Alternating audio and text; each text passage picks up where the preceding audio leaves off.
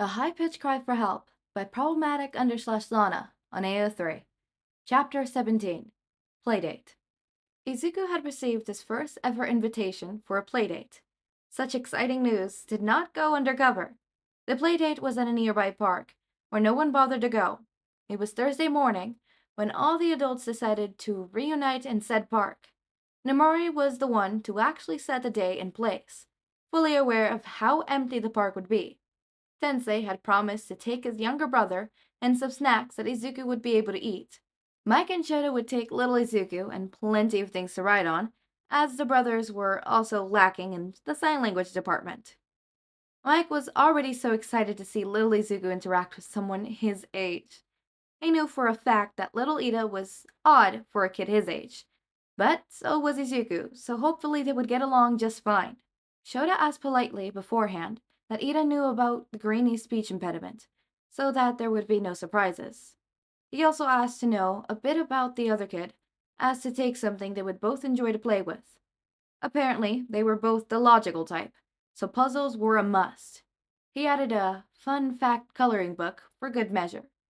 At this point in time, Izuku should have already started school after the break, but it was well decided that he would just study at home and re-enroll next year. That way, he'd have time to adapt and would only lose half a year of school. He would have no problem, Shouta was sure. His kid was really clever, after all. If everything went well, he might even consider taking him to Ida's school. The day was nice. The temperature was around 20 degrees Celsius and sunny. Mike put a bit too much sunscreen on the kid, but who could blame him? His freckles would probably multiply like crazy if he didn't. He was led to choose his own outfit, and to no one's surprise, his sense of style was as bland as Shota's. It took a bit of convincing for him to gather the courage to use his glitter sneakers. Shouta decided that there was no harm in sending a text to the group chat, asking everyone to tell him they looked nice. The kid needed a booster, and he would hold people at gunpoint if that's what it took for him to be confident. At the end, the trio wore all glittery shoes, and Hero marched to the park. Nomori was nice enough to take them there. She was wearing a cherry sundress that covered a lot for her taste, but she knew it would match Izuku's red sneakers, so she wore it proudly. They got there a bit early, and Izuku was in such high spirits that he asked for permission to play immediately. Permission given, he went straight to the swings. All the adults looked confused as he pushed it instead of getting in it. Izuku knew how the swings worked just fine. It's just that he was always the one pushing and not swinging. So he had yet to figure out how to push and hop in while still holding the force to swing without pushing. Ugh, physics is so complicated. What is he doing? A childlike voice catches them by surprise, mostly because of the serious undertone on it. The duo, as Nomori went to help the greenie out, looked down. A small and way too well-dressed kid looked at them, extending his hand out. "My name is Tenya Ida. It is nice to meet you." He shook hands with both confused heroes, and then applied some disinfectants to his hand, and passed it to Mike. "Hi there, congrats you two for getting Izuku. Is that him?" Behind the funny little guy was his brother, who looked a bit embarrassed at the hand sanitizer thing. He was looking at the kid in the play area.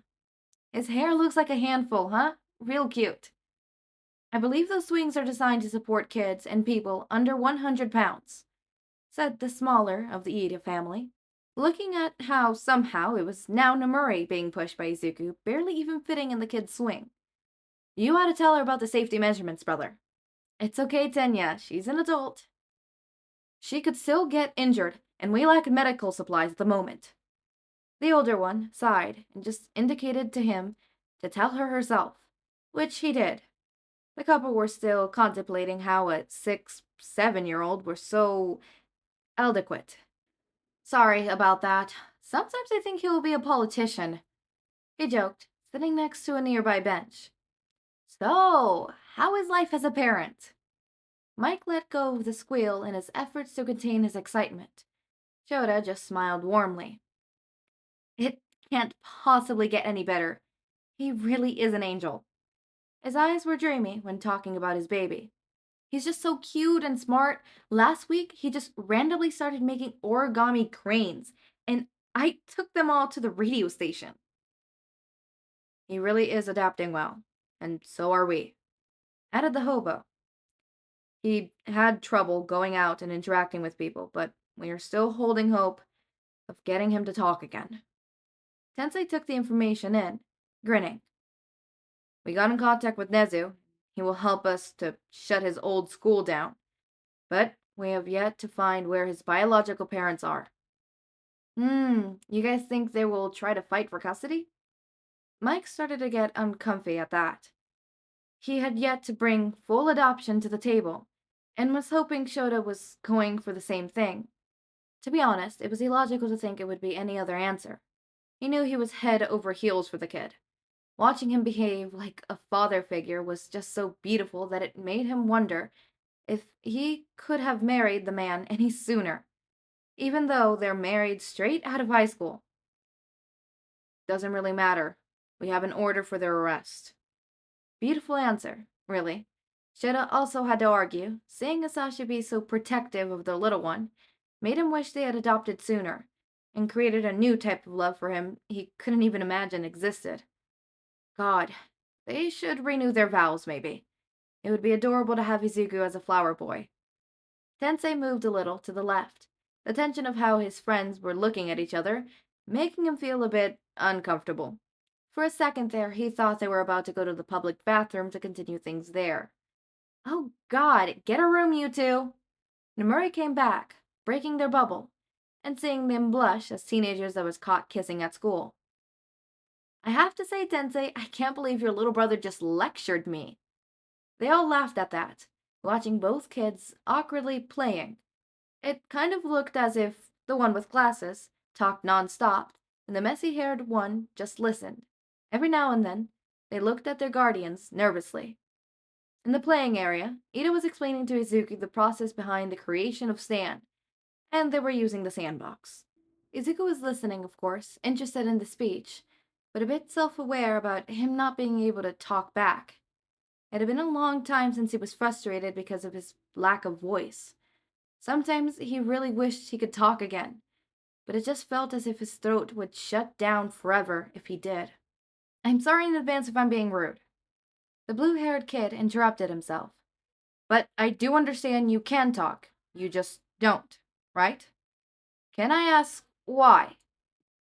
It was the first time his voice didn't sound with such high authority. You don't have to tell me if you don't want to, he added, a bit afraid of scaring him off, as he usually did with other kids. And that's when it happened. Izuku got up and went straight running to his parents. He allowed himself to pout. His brother told him what 3 questions not to make. Why don't you talk? Why do you have 2 dads?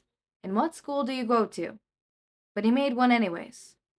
He wanted a friend, but he was just so curious. Was him being curious too scary for other kids? Something touched his shoulder, and he had to blink away as his eyes were starting to get teary. Behind him, Izuku was standing with a journal in hand. He didn't leave.